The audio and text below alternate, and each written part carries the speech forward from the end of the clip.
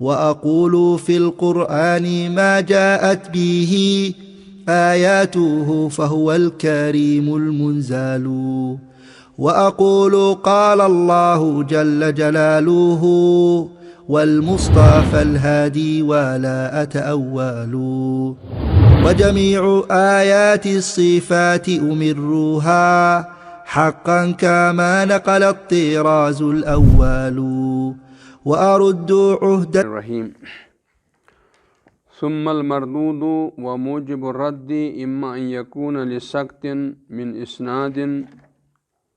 أو طعن في راو على اختلاف وجوه الطعن أعم من أن يكون لأمر يرجع إلى ديانة الراوي أو إلى ضبطه. والسقط إما أن يكون من مبادئ السند من تصرف مصنف أو من آخره أي الإسناد بعد التابعي أو غير ذلك. فالأول المعلق سواء كان الساقط واحدا أو أكثر وبينه وبين المعضل الآتي ذكره عموم وخصوص من وجه. فمن حيث تعريف المعضل بأنه سقط منه اثنان فصاعدا يجتمع مع بعض صور المعلق، ومن حيث تقييد المعلق بأنه من تصرف مصنف من مبادئ السند يفترق منه إذ هو أعم من ذلك. ثم المردود قبول اور رد کے اعتبار سے حدیث کی دو قسمیں ہیں. قبول اور رد کے اعتبار سے حدیث کی دو قسمیں، یا یوں کہیے کہ اوصاف کے اعتبار سے حدیث کی دو قسمیں ہیں. اوصاف کے اعتبار سے چاہے وہ اوصاف سند ہو یا اوصاف متن ہو، تو اس اعتبار سے حدیث کی دو قسمیں، ایک ہے مقبول، ایک ہے مردود. ایک حدیث وہ ہوتی ہے جو قابل حجت ہے، قابل بیان ہے اور شرعی مسئلہ مستنبط کرنے کی مستحق ہے، جس سے شرعی مسئلہ مستنبط کیا جائے تو وہ حدیث مقبول ہوا کرتی ہے. اور دوسری وہ حدیث ہے کہ اس کو نسبت تو کی گئی ہے رسول اللہ صلی اللہ علیہ وسلم کی طرف یا صحابہ کی طرف یا تابعین کی طرف، لیکن سند یا متن کے اعتبار سے اس میں کلام ہے، جرح ہے، ضعف ہے، تو اس وجہ سے وہ ضعیف ہوتی ہے اور اس میں صحیح اور حسن کی شرطیں پوری طرح سے نہیں پائی جاتے ہیں. حسن اور صحیح کی شرطوں میں سے کوئی بھی ایک شرط مفقود ہو، نایاب ہو، تو ایسی صورت میں وہ حدیث قابل قبول نہیں ہوتی ہے بلکہ قابل رد ہوتی ہے. اور جو حدیث قابل رد ہوتی ہے اسی کو مردود کہتے ہیں. تو یہاں پر کہہ رہے ہیں ثم المردود، پھر حافظ صاحب کہتے ہیں ثم المردود، پھر مردود، یعنی اس سے پہلے مقبول کی بحث ہو گئی. مقبول کی چار قسمیں تھیں: الصحیح لذاتہ، الصحیح لغیرہ، الحسن لذاتہ، الحسن لغیرہ. اب یہاں پر کہہ رہے ہیں کہ اب مردود کی بات آئے گی. تو مردود حدیثیں اس کا بنیادی سبب کیا ہے؟ وموجب الرد، رد کو واجب کر دینے والی چیز. موجب الرد کا معنی رد کو واجب، یعنی کس چیز سے اس کا رد ہونا، کسی حدیث کا رد ہونا واجب بن جاتا ہے یا اس کے حقدار بن جاتے ہیں کہ ایسی حدیث کو قبول نہ کیا جائے، اس کو رد کیا جائے، اس کو چھوڑ دیا جائے، اس کو بیان نہ کیا جائے، اس سے شرعی مسئلہ مستنبط نہ کیا جائے. اس طرح کی چیزیں جو ہے یہ مردود ہیں. وموجب الرد اما ان یکون لسقط من اسناد. موجب الرد دو چیزیں، سقوط سند اور طعن فی الراوی. سقوط سند، سند میں کوئی راوی گر گیا ہے، حذف ہو گیا ہے، کوئی راوی رہ گیا ہے اور سند میں انقطاع ہے، تو انقطاع کی وجہ سے جو ہے اتصال سند کی شرط نایاب ہو گئی، مفقود ہو گئی. تو کہتے ہیں اما ان یکون لسقط من اسناد، یا تو سقط کی وجہ سے ہو، یعنی رد جو ہے وہ سقط کی وجہ سے ہوتا ہے. من اسناد، اسناد سند سے، یعنی سند سے کوئی راوی ساقط ہو جاتا ہے، گر جاتا ہے، حذف ہو جاتا ہے، کوئی راوی محذوف ہو جاتا ہے، تو محذوف ہونے کی وجہ سے وہ حدیث قابل رد بن جاتی ہے، قابل قبول نہیں رہتی ہے. ایک سبب تو یہ ہے. او طعن فی راوin، یا تو راوی میں طعن ہوگا، راوی کے اندر اچھی صفت نہیں ہوگی، طعن ہوگا اور اس میں جرح ہوگی، نقد ہوگی، کوئی ایسا عیب ہوگا جس عیب کی وجہ سے ہم اس کی روایت کو، اس کی حدیث کو اس کے بیان کو قبول نہیں کر پاتے۔ تو یہ دو وجہ ہیں، دو چیزوں کی وجہ سے حدیث رد ہو جاتی ہے، یا تو سند سے سقوط ہوگا یا راوی میں طعن ہوگا۔ اعلیٰ اختلاف وجوہ طعن کے اختلاف کے باوجود، یعنی وجوہ طعن بہت سارے ہوتے ہیں، مختلف وجوہات ہیں، مختلف اسباب ہیں، اسباب طعن مختلف ہیں۔ راوی کے اندر کون کون سی کمزوری ہوگی جس کی وجہ سے حدیث قابل رد ہوتی ہے، تو وہ کمزوریاں مختلف ہوتی ہیں، وہ کوتاہیاں، کمزوریاں، نقد، وہ مختلف طریقے سے ہوتی ہیں، مختلف چیزیں ہیں۔ اعم من ان یکون لامر، یہ اس سے عام ہے کہ وہ کس وجہ سے ہو، یرجع الی دیانت الراوی، کہ وہ معاملہ یا تو راوی کی دیانت کی طرف جائے گا، راوی کی دیانت کی طرف لوٹے گا، یا او فی ضبط او الی ضبط ہی، یا اس کے ضبط کی طرف۔ اگر کوئی راوی عادل ہے، دیانتدار ہے، امانت دار ہے، پرہیزگار ہے، سب کچھ سارے گار ہے، لیکن اس کے باوجود بھی جو ہے اس کا قوت حافظہ کمزور ہے، تو تب بھی جو ہے اس کی روایت کو قبول نہیں کیا جا سکتا۔ اگر قوت حافظہ بہت تیز ہے، زبردست ہونہار ہے، ذہین ہے، لیکن عدالت میں، اس کی دینداری میں خلل ہے، تو ایسی صورت میں بھی دو چیزوں میں سے، دونوں میں سے کوئی بھی کسی ایک چیز میں بھی خلل ہو، تو ایسی صورت میں اس کی حدیث اور اس کی روایت کو قبول نہیں کیا جا سکتا۔ تو وہی کہہ رہے ہیں کہ وجوہ طعن جو ہے وہ مختلف ہوتے ہیں۔ عام من ان یکون لامر، اس سے عام ہے کہ وہ کس معاملے میں ہو، چاہے وہ راوی کی دیانتداری کے اعتبار سے ہو یا اس کے ضبط میں، تو اس کی طرف جو ہے معاملہ لوٹے گا۔ پھر راوی کی دیانتداری کے اعتبار سے جو ہے پھر آگے بتائیں گے کہ 5 چیزیں ہیں اور 5 چیزیں ہیں ضبط کے اعتبار سے۔ تو اس طرح سے اسباب طعن، پھر راوی، 10 چیزیں ہیں جن کی وجہ سے حدیث کو قابل قبول نہیں سمجھاتا ہے، ایسے راویوں کی جن راویوں میں یا کسی راوی میں ان 10 چیزوں میں سے کوئی ایک چیز بھی ہو۔ تو یہ ایک سب ہے، ایک ہے طعن فی الراوی اور دوسرا ہے سقوط سند۔ پھر آگے کہہ رہے ہیں کہ وَالسَّقْطُ إِمَّا أَن يَكُونَ مِن مَبَادِئِ السَّنَد۔ اب سقط کی بات چلائیں گے۔ پہلی بات ہے سقط فی الراوی، راوی کے اندر یا سند کے اندر سقط۔ تو سقط جو ہے وہ یا تو شروع میں ہوگا یا آخر میں ہوگا یا بیچ میں ہوگا، اس کی مختلف صورتیں ہیں، لیکن بڑی 4 صورتیں ہیں، بڑی 4 صورتیں ہیں۔ کہتے ہیں وَالسَّقْطُ إِمَّا أَن يَكُونَ مِن مَبَادِئِ السَّنَد، اور سقط یہ حذف کرنا یا گرانا، راوی کا گرنا، یہ یا تو سند کے شروع سے ہوگا، سند کے آغاز میں ہوگا، سند کے آغاز سے ہوگا، من تصرف مصنف، اور ایسا مصنف کے تصرف سے ہوتے ہیں، جو کتاب لکھنے والا ہوتا ہے وہ اپنے استاد کا نام ذکر نہیں کرتا ہے، یا بعض مرتبہ اپنے استاد کا نام اور اپنے استاد کے استاد کا نام بھی ذکر نہیں کرتا، اور بعض مرتبہ ایسا ہوتا ہے کہ سند ساری کے ساری حذف کر دیتا ہے، کبھی ایسا ہوتا ہے کہ صحابی کو باقی رکھتا ہے، باقی سند سب حذف کر دیتا ہے، کبھی ایسا ہوتا ہے کہ صحابی اور تابعی کو رکھتا ہے اور اس نیچے والے سب کو حذف کر دیتا ہے۔ لیکن یہ ہے شروعات، یعنی جہاں سے مصنف اپنی سند کا آغاز کرتا ہے اس کو کہیں گے من مبادئ السند، سند کے آغاز سے۔ مثلا امام بخاری جو ہے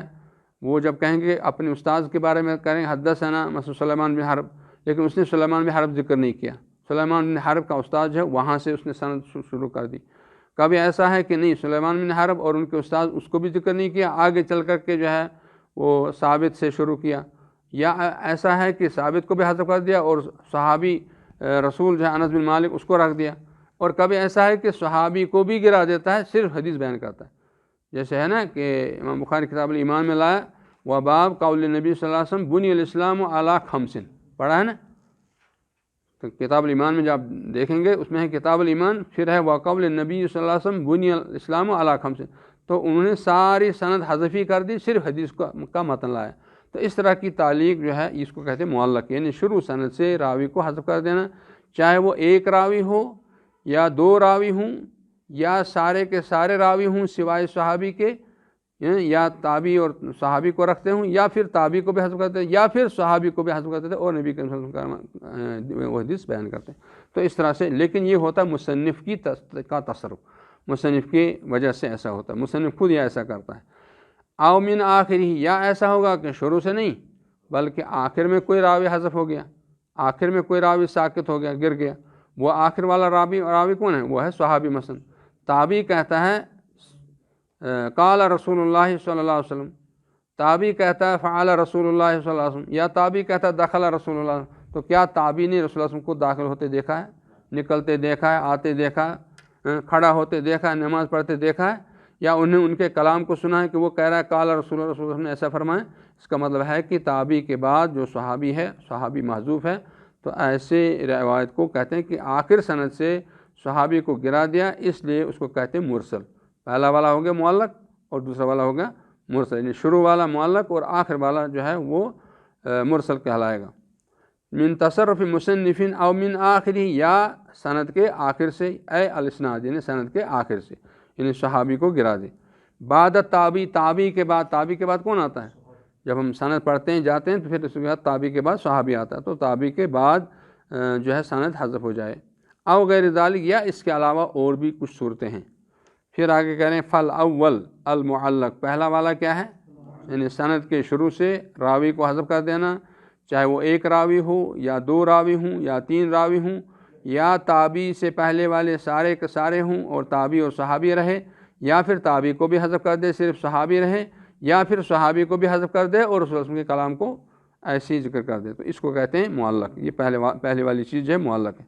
معلق کا لفظی معنی ہے آویزان، لٹکانا، تو یہ لٹک رہتے ہیں، اس میں کوئی وہ نہیں رہتا ہے۔ فالاول المعلق، تو پہلا جو ہے معلق، سواء کان الساکت واحدا او اکثر،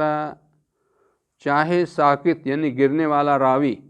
گرا ہوا راوی چاہے ایک ہو یا ایک سے زیادہ ہوں، جیسا کہ بتائیں، تو اس طرح سے وبینہ وبین المعضل الآتی ذکرہ، اس کے درمیان اور آنے والے معضل کے درمیان، یعنی جس کا ذکر آ رہا ہے معضل کے درمیان ایک قسم ہے سند کے سکوت کی وجہ سے، ایک قسم ہے معضل، تو کہہ رہے ہیں کہ وہ معضل جس کا ذکر آ رہا ہے اس معضل کے درمیان اور معلق کے درمیان عموم خصوص من وجہ کی نسبت ہے، یعنی ایک عام ہے دوسرا خاص ہے، ایک اعتبار سے ایک خاص ہے ایک عام ہے، دوسرے اعتبار سے دوسرا خاص ہے اور دوسرا عام ہے۔ تو کہتے ہیں فمن حیث تعریف المعضل، تو معضل کی تعریف کے اعتبار سے بأنہ سقط منہ اثنان فصاعدا، اس اعتبار سے یہ دونوں ایک جیسے ہیں، کیونکہ معلق میں بھی ایسا ہوتا ہے کہ دو راوی بھی کبھی گر جاتے ہیں، معضل میں بھی ہے کہ دو راوی گر جاتے ہیں، اور معلق میں بھی ہے کہ دو راوی مسلسل لگاتار ایک دوسرے کے بعد گرتے ہیں یا کے بعد دیگرے گرتے ہیں، اور معضل میں بھی یہی بات ہے، تو اس میں وہ مشترک ہیں، اس بات میں مشترک ہے، اتنی سے نقطے میں مشترک ہیں کہ دو راوی یا دو سے زیادہ راوی کیا نام ہے گر رہے ہیں تسلسل کے ساتھ، تواتر کے ساتھ، تو اس میں جو ہے اس میں کیا نام ہے اجتماع ہے، یعنی اس میں مشترک ہیں دونوں۔ سقط منہ اثنان فمن حیث تعریف المعضل، معضل کی تعریف کے اعتبار سے بأنہ سقط منہ اثنان، کہ معضل میں بھی یہ بات ہے کہ دو یا دو سے زیادہ راوی گرنے والے ہوں، اور اس میں معلق میں بھی وہی بات ہے۔ فیجتمع مع بعض صور المعلق، معلق کی بعض صورتوں کے ساتھ معضل کا اجتماع ہوتا ہے، یعنی معضل جو اس کے ساتھ مل جاتا ہے۔ ومن حیث تقید المعلق، البتہ معلق کو مقید کرنے کی حیثیت سے معلق کو اب خاص کریں گے، تو وہ کیا ہے وہ خاص؟ وہ یہ ہے کہ بأنہ من تصرف مصنف، وہ تصرف ہوتا ہے مصنف کا، وہ مصنف کا تصرف ہوتا ہے کہ مصنف اپنے استاذ کا نام نہیں لیتا ہے یا اپنے استاذ کے استاذ کا نام نہیں لیتا ہے، تو اس اعتبار سے معلق الگ ہو گیا ہے نا۔ لیکن معضل ایسا نہیں، معضل یہ ہے کہ سند کے بیچ میں، معلق یہ ہے کہ سند کے بیچ میں، نہ تو شروع میں ہے نہ آخر میں ہے۔ معلق میں دو راوی یا دو سے زیادہ راوی گرتے ہیں لیکن وہ بیچ میں ہے، معلق میں کیا ہے؟ معلق میں یہ ہے کہ وہ شروع میں گرتے ہیں یا شروع سے سارے کے سارے سند گر جاتے ہیں، تو اس اعتبار سے ابتدائی سند کے اعتبار سے معلق الگ ہے اور معضل الگ ہے، اس اعتبار سے الگ ہے، اس اعتبار سے معلق خاص ہے اور معضل خاص ہے، لیکن دوسرے اعتبار سے عام ہے۔ عام اس اعتبار سے ہے کہ معلق میں بھی دو راوی یا دو سے زیادہ راوی، معضل میں بھی دو راوی یا دو سے زیادہ راوی یک کے بعد دیگرے گرتے ہیں، اس میں مشترک ہے، اس ایک چیز میں اشتراک ہے، ایک چیز میں عموم ہے اور ایک چیز میں ایک خصوصیت ہے کہ وہ الگ ہے اور یہ بھی الگ ہے، وہ اپنے اعتبار سے خاص ہے، یہ اپنے اعتبار سے خاص ہے، یہ اس اعتبار سے خاص ہے کہ سند کے بیچ میں ہے، شروع والا موجود ہوگا آخر والا موجود ہوگا، اور وہ اس اعتبار سے خاص ہے کہ شروع سند سے پوری کی پوری سند بھی حذف ہو سکتی ہے، تو اس طرح سے، تو یہ ہے عموم خصوص من وجہ کی نسبت۔ تو کہہ رہے کہ یجتمع مع بعض صور المعلق، معلق کی بعض صورتوں کے ساتھ وہ اکٹھا ہو جاتا ہے، اس کے ساتھ شریک ہو جاتا ہے، تو گویا معلق کی ساری صورتوں کے ساتھ وہ کیا نام اس کے ساتھ اکٹھا نہیں ہوتا، تو اس اعتبار سے معلق کیا نام ہے خاص ہے، اور معضل اپنے اعتبار سے خاص ہے۔ ومن حیث تقید المعلق، معلق کو مقید کرنے کے اعتبار سے بأنہ من تصرف مصنف، اس لیے کہ وہ معلق جو ہے وہ خاص ہے، مقید ہے اس اعتبار سے کہ سند کے شروع سے مصنف کا عمل دخل ہے، اس میں مصنف کا عمل دخل ہے، اور معضل میں مصنف کا عمل دخل نہیں ہے، وہ بیچ میں جو ہے کہیں سے جو ہے اس میں دو راوی یا دو سے زیادہ راوی گرے ہوں گے، اس میں مصنف کا کوئی تصرف نہیں ہے، لیکن معلق میں مصنف کا تصرف ہے۔ اس اعتبار سے جو ہے وہ بعض صورتوں میں الگ ہو جاتے ہیں اور بعض صورتیں اس کی مل جاتی۔ تو کہتے ہیں کہ مباد سند یفترق منہ، تو مباد سند کے اعتبار سے مصنف کے تصرف کے اعتبار سے وہ اس سے الگ ہو جاتا ہے، یفترق منہ اس سے الگ جدا ہو جاتا ہے۔ اذ هو اعم من ذلك، اس لیے جو ہے معلق عام ہے اور معضل خاص ہو جائے گا۔ تو یہ بتایا معلق اور معضل کے درمیان وجہ نسبت کیا ہے۔ یہ سمجھ آیا؟ نہیں سمجھ آیا؟ ہاں کس کس کو سمجھ نہیں آیا؟ مجھے لگ رہا ہے کسی کو سمجھ نہیں آیا۔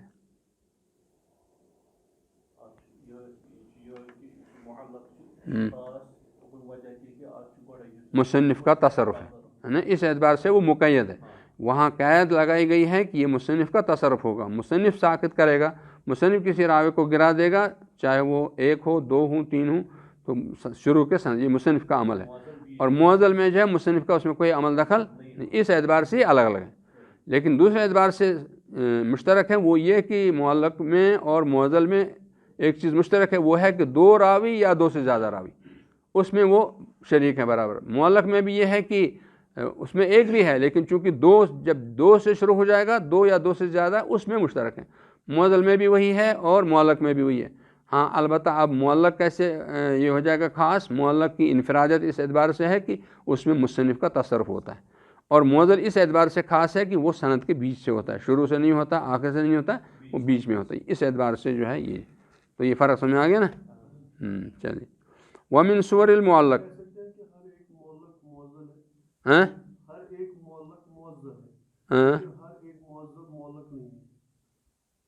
ہاں بالکل ہو سکتا ہے، بعض صورتوں میں ایسا ہو سکتا ہے کہ ہر معضل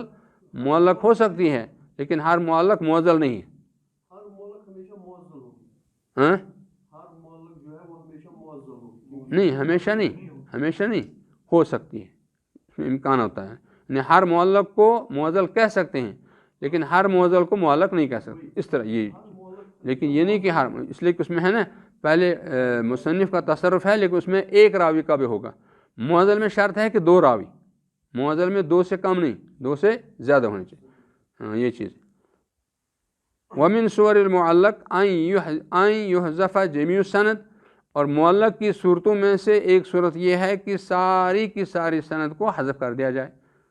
ومن صور المعلق، صورتوں کی جمع صور، معلق کی صورتوں میں سے، معلق کی شکلوں میں سے، حیتوں میں سے ایک حیت یہ ہے ان یحذف جمیع السند، کہ سند ساری کی ساری حذف کر دی جائے، ٹھیک ہے۔ ویقال مثلا، اور کہا جائے قال رسول اللہ صلی اللہ علیہ وسلم، جیسے میں نے ابھی مثال دی نبی کریم صلی اللہ علیہ وسلم کے قول کے بیان میں کہ بنی اسلام علی خمس، اتنا ہی بیان کر دیا۔ سند کیا ہے؟ وہ سند کہیں نہیں، کچھ نہیں ہے، سند کا کوئی بھی راوی ذکر نہیں ہے۔ تو یہ ایک صورت ہے۔ دوسری صورت کیا ہے؟ اس میں کئی صورتیں ہیں نا، وَمِنْهَا أَن يُحْذَفَ إِلَّا الصَّحَابِي،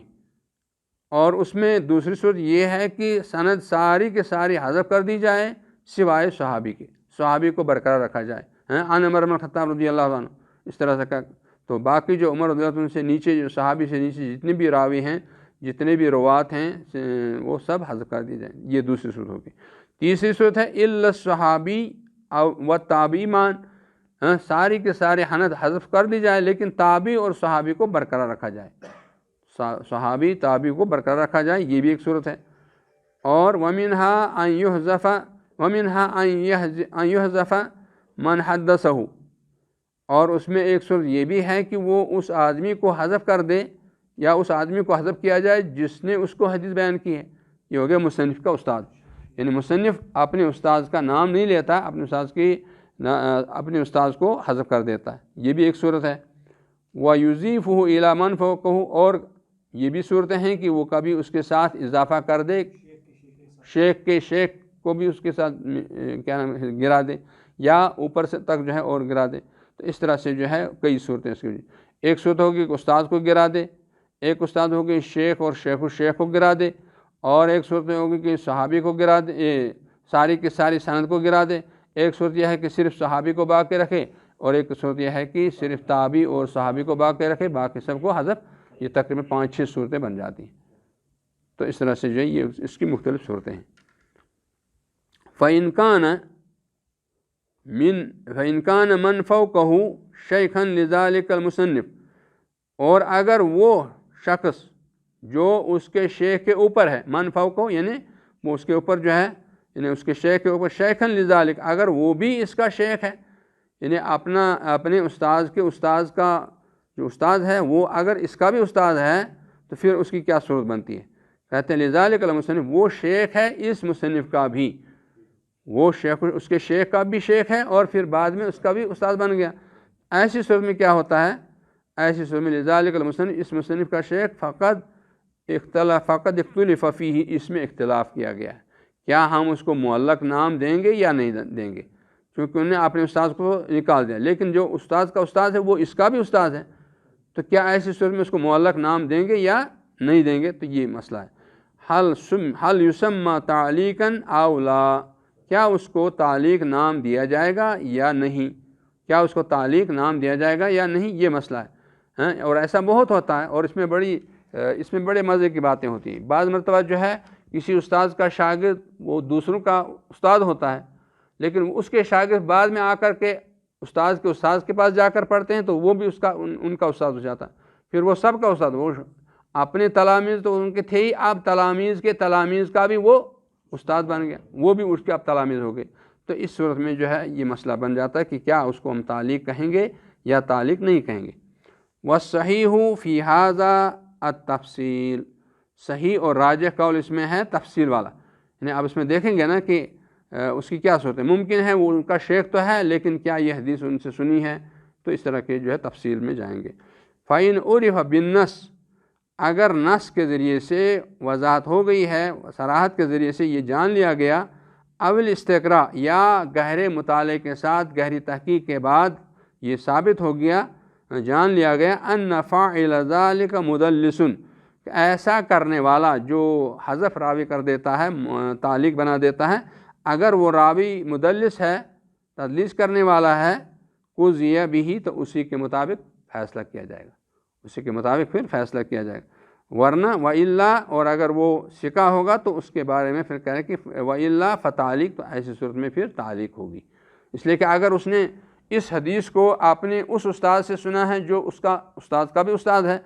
تو ظاہر سی بات ہے پھر ڈائریکٹ وہ کرے گا۔ بہتر تو یہ ہے کہ سند کو عالی بنا دیا جائے، نہ کہ نازل، ہے نا، سند علو الاسناد جو یہ مطلوب ہے، لہذا وہ اپنے استاد کا نام ذکر کر دیتا، اب اگر اپنے استاد کو چھوڑ دیا ہے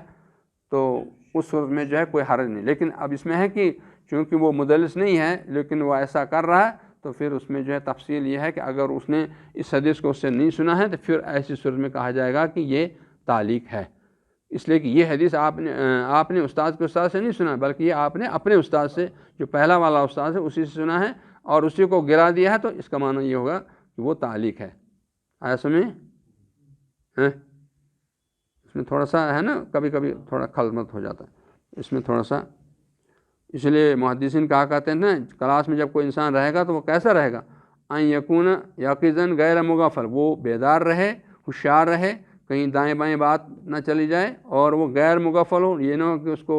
جو ہے میری طرح نیند آ جائے، پھر وہ غفلت کا شکار ہو جائے، پھر آگے جو بیان کرنا ہے اس کو، وہ استاد نے جو کچھ کہا اس کا سارا خلاف ہی بیان کرتا جائے،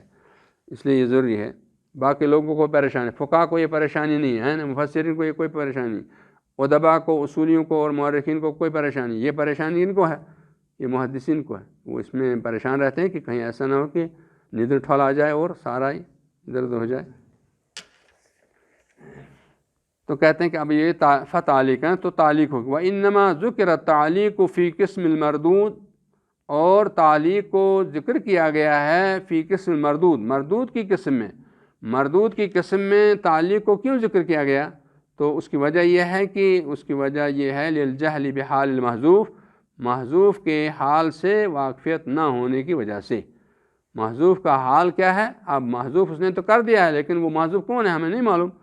اب جب ہمیں محذوف ہی معلوم نہیں تو اس کے حال کا کیا علم ہوگا؟ تو اس کے حال کا جب علم ہوگا تبھی کوئی فیصلہ کرے گا کہ حدیث کی روایت اس کا بیان صحیح ہے یا غلط ہے۔ لیکن جب محذوف راوی محذوف ہے اور وہ محذوف کا حال نہیں جانتا ہے تو محذوف کے حال سے بے خبری کی وجہ سے یہ حدیث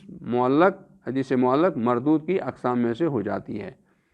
وقد یحکم بصحتہ، اور کبھی کبھی اس معلق حدیث کے صحت کا حکم لگایا جاتا ہے، اس حدیث معلق پر صحت کا حکم لگایا جاتا ہے۔ ان عرفا، یہ کب؟ ان عرفا، اگر جان لیا جائے بأن یجیء مسمن من وجہ آخر، کہ وہ دوسری سند سے آ جائے، دوسری وجہ سے آ جائے، تو اس طرح سے جو ہے پھر اس پر حکم لگایا جائے گا کہ یہ صحیح ہے۔ فإن قال جمیع من احذفہ، اگر کوئی راوی کہے گا جمیع من احذفہ،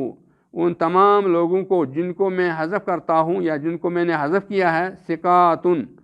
وہ سارے کے سارے لوگ ثقات ہیں۔ اگر مصنف کہے گا کہ جن لوگوں کو میں نے گرا دیا ہے، جن لوگوں کو میں نے حذف کر دیا ہے، وہ سارے کے سارے لوگ ثقات ہیں، تو کیا اس کی اس تعدیل کو قبول کیا جائے گا؟ کیا اس حدیث کو پھر صحیح مانا جائے گا یا ضعیف مانا جائے گا؟ کیا بات ہے؟ جاءت مسئلۃ التعدیل علی الابہام، ایسی صورت میں تعدیل کا مسئلہ تو آ گیا لیکن مبہم طریقے پر، ہے نا؟ مبہم ہے نا، یہ مبہم ہے۔ اب ہر راوی کے بارے میں تو وہ تو نہیں کہتا کہ وہ ایسا ہے، وہ ایسا ہے، وہ ایسا ہے، ہر راوی کے الگ الگ ہم نے جانکاری حاصل نہیں کی، نہیں، مطلق طور پر کہہ رہا ہے کہ میں نے تمام راوی کو حذف کر، جن تمام راوی کو میں نے حذف کر دیا وہ سارے کے سارے ثقات ہیں۔ تو یہ ثقات، اس کی تعدیل کرنا، یہ تعدیل ہے، لیکن کیا یہ تعدیل مفسر ہے یا یہ تعدیل مبہم ہے؟ تو مبہم تعدیل کو کیا قبول کیا جائے گا یا نہیں؟ تو کہتے ہیں وَعِنْدَ الْجَمْهُورِ لَا يُقْبَلْ، جمہور محدثین کے نزدیک قبول نہیں کیا جائے گا، ہاں، جمہور محدثین کے نزدیک قبول نہیں کیا جائے گا، لا يقبل، قبول نہیں کیا جائے گا، ہاں، یعنی یہاں تک کہ تفصیل نہ ہو، حتیٰ یسمّا، یہاں تک کہ ہر ایک کا نام الگ الگ بتا دے کہ فلاں فلاں فلاں فلاں آدمی کو میں نے حذف کر دیا ہے، اس سند میں فلاں فلاں آدمی تھے، جب فلاں فلاں آدمی کہے گا تب جا کر کے ہم ہر ایک آدمی کے بارے میں معلومات حاصل کریں گے، علم رجال کی کتابیں دیکھیں گے، چاہے تقریب ہو یا تہذیب التہذیب ہو یا تہذیب الکمال ہو یا الکمال ہو یا اس طرح سے دوسری کتابیں ہوں، تب جا کر کے ہمیں پتہ چلے گا کہ یہ کون کیسا ہے۔ لیکن مطلق طور پر کہے گا، مطلق طور پر کہے گا، عمومی کہے گا کہ ان تمام راویوں کو میں نے حذف کر دیا، وہ سارے کے سارے ثقات ہیں، تو ایسا معاملہ جو قبول نہیں کیا جائے گا۔ تو محدثین کے ہاں بڑی کڑی اور سخت قسم کی شرطیں ہیں۔ تو کہتے ہیں لیکن قال ابن الصلاح، لیکن قال ابن الصلاح، ہونا یہاں ابن الصلاح نے کہا ہے کیا؟ کہتے ہیں ان وقع الحذف فی کتاب، اگر حذف کا یہ معاملہ واقع ہوا ہے فی کتاب، ایسی کتاب میں، التزمت صحتہ کالبخاری و مسلم، جس کتاب کے اندر اس کی صحت کو لازم قرار دیا گیا ہو، یعنی اس میں صحیح احادیث کے درج کرنے کی شرط قرار دی گئی ہو کہ اس کتاب میں میں صرف صحیح حدیثیں ہی درج کروں گا،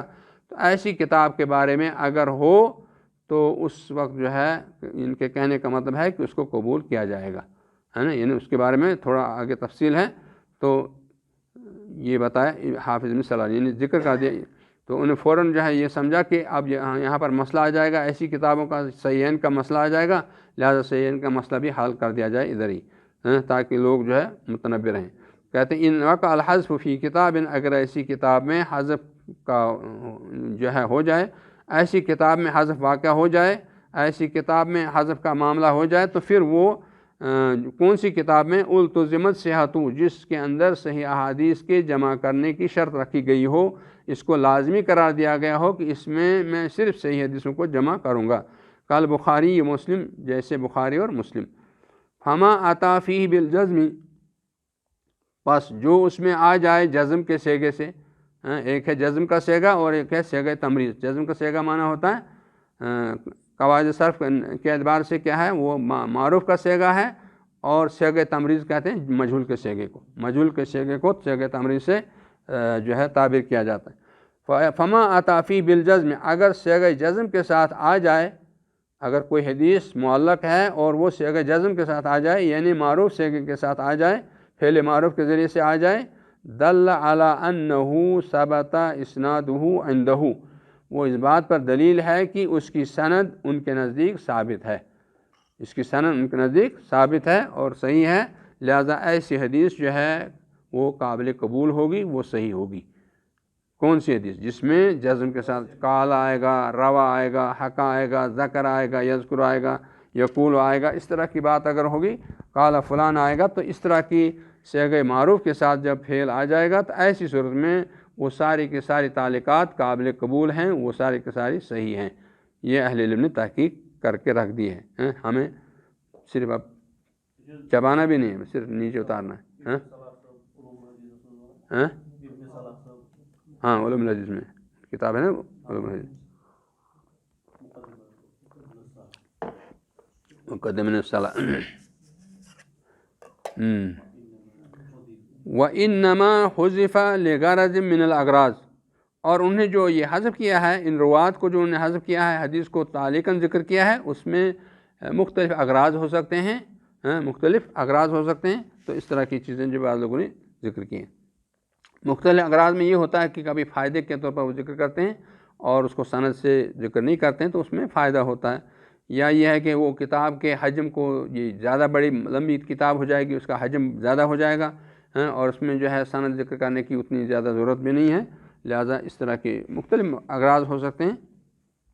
یہ ہو گئے پہلا والا کہ جزم کے ساتھ جو صیغے آ گئے وہ قطعاً صحیح ہیں، اس کے بارے میں تحقیق ہو چکے ہیں کہ وہ سارے کے سارے صحیح ہیں، اور اس کی ان تمام تعلیقات کی سندیں اگر ان کے سند کو ذکر کیا جائے تو وہ سارے کے ساری ان کے پاس ثابت ہیں اور صحیح ہیں۔ اب رہا مسئلہ وما آتا فیہ بغیر الجزم، اب جو کچھ اس میں آ جائے جزم کے بغیر، یعنی صیغہ تمریز کے ذریعے سے آ جائے، ففیہ مقال، تو اس میں کلام ہے، اس میں کلام ہے۔ وقد اوضحت امثلۃ ذلک فی النکت علی ابن الصلاح، اور میں نے ان کی مثالوں کی وضاحت کر دی ہے نکت علی ابن الصلاح میں۔ یہ کون کہتے ہیں؟ حافظ ابن حجر کی کتاب ہے النکت علی ابن الصلاح، حافظ ابن حجر کی کتاب ہے نکت علی ابن الصلاح، تو نکت علی ابن الصلاح جو ہے یہ ان کی کتاب ہے۔ اسی طرح سے نکت عراقی کی ہے، اسی طرح سے ان کی بھی کتاب ہے نکت علی ابن الصلاح عراقی کی بھی، اور حافظ ابن حجر کی۔ عراقی ان کے استاذ ہیں اور حافظ ابن حجر عراقی کے شاگرد، دونوں استاد شاگرد نے جو ہے نکت علی ابن الصلاح کے نام سے کتابیں لکھی ہیں، اور ابن الصلاح کے پر جو ہے جو بعض استدراکات چڑھائے ہیں وہ ذکر کیے ہیں۔ اور نکت علی ابن الصلاح کی تحقیق کیا ہے دکتور ربیع ہادی مدخلی نے، ان کی کتاب ہے، اور یہ رسالہ ہے دکتورہ کا رسالہ ہے۔ تو اس طرح سے جو ہے جو جزم کے بغیر آ جائے، یعنی صیغہ تمریز کے ساتھ آ جائے، تو اس میں تفصیل ہے، اس میں جو ہے بجائے اس کے کہ مقال کے بجائے اگر تفصیل کہتے زیادہ اچھا ہوتا ہے، اس لیے کہ مقال کا معنی ہوتا ہے کہ اس میں جرح ہے، حالانکہ اس میں ایسا مسئلہ نہیں، اس میں تفصیل کہنے کا مطلب کہ اس میں وضاحت کرنی تھی کہ کون کون سی حدیثیں اس میں، یا کیا کیا اس میں کتنی قسم کی حدیثیں آ جاتی ہیں، تو اس میں جو ہے 2-4 قسم کی حدیثیں آ جاتی ہیں۔ ایک یہ ہے کہ اس میں وہ صیغہ تمریز کے باوجود بھی وہ دوسری جگہ صحیح سندوں سے آئی ہوئی ہیں تو صحیح ہے، کچھ ایسی ہیں جو حسن ہیں، کچھ ایسی ہیں جو ضعیف ہیں، لیکن وہ ضعاف جو ہے وہ ایسی ضعیف ہیں کہ ان کا جو ہے شواہد یا مطابعات یا دوسرے قرائن کی وجہ سے وہ ان کا ضعف جو ہے زائل ہو جاتا ہے، تو یہ اس طرح سے وہ بھی ہے۔ اسی طرح سے کچھ ایسی ہیں کہ جن کا ضعف جو ہے اس کا ضعف جو زائل نہیں ہوتا ہے، وہ ضعف برقرار رہتا ہے اور وہ ضعیف ہیں، اور ایسا بہت کم ہے، ایسا بہت کم۔ تو اس طرح سے جو ہے گویا جو صیغہ تمریز کے ساتھ آ جائیں اس کے بنیادی 4 قسمیں ہیں۔ ایک ہے کہ صحیح سند سے آئی ہوئی ہیں دوسری جگہ تو وہ صحیح ہیں، دوسرا یہ ہے کہ وہ حسن سند سے آئی ہوئی ہیں تو حسن ہیں، اور ایک یہ ہے کہ وہ ضعیف تو ہیں لیکن ان کا ضعف اتنا شدید نہیں ہے کہ ان کے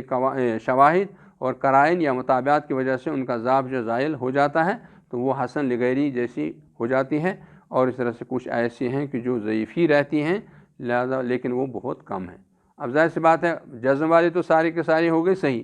پھر اس کے بعد یہ رہے اس میں 4 قسم میں سے 2 چیزیں پھر بھی آ گئی، ایک ہے حسن اور ایک ہے حسن لغیری، اس میں وہ بھی آ گئی، اور کچھ ایسی ہیں کہ جو تو وہاں کیا بچا، وہاں تھوڑا سا ہی بچتا ہے، اس لیے جو یہ کوئی جرح نہیں ہے۔ اگر اس کو اصل کتاب میں بھی شامل کر لیا جاتا تب بھی کوئی اتنی بڑی بات نہیں تھا۔ تو جائے کہ اہل علم نے یہ بھی کہا ہے کہ تعلیقات کو آپ جو اصل موضوع ہے صحیح بخاری کا اس موضوع سے وہ خارج ہے، یہ من باب فائدہ ہے، من باب حاشیہ۔ کبھی کوئی کتاب لکھتا ہے اور حاشیے میں کوئی فائدے کی بات لکھتا ہے تو یہ اس طرح سے یہ اصل میں حدیث صحیح میں اس کا شمار